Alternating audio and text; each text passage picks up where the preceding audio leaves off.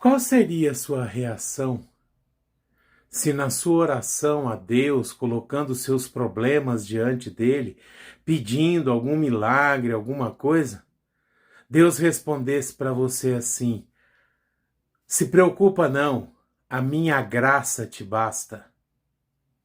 Qual seria a sua reação?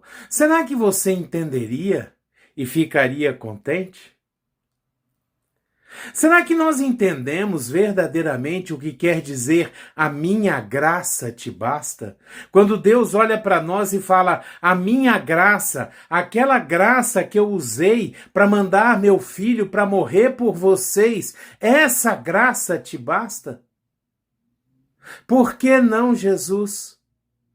Por que não Jesus? A palavra de Deus hoje nos diz que certa vez o apóstolo Paulo estava orando para Deus tirar dele uma doença e Deus olhou para ele e falou: a minha graça te basta. A minha graça te basta, porque o meu poder se aperfeiçoa na sua fraqueza. E aí o apóstolo Paulo respondeu: então eu vou me gloriar mais ainda nas minhas fraquezas, para que nas minhas fraquezas o seu poder se aperfeiçoe.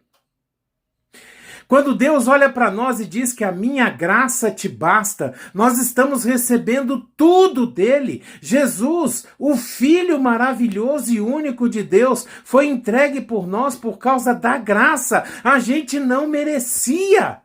Graça é um favor que a gente recebe sem merecer. E Deus olha para nós e diz: eu te dou a minha graça, e a minha graça te basta.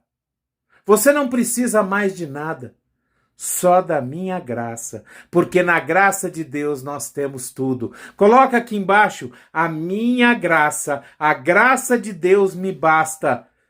Tenha um dia abençoado, seja você uma bênção. Abreijos e assine o canal!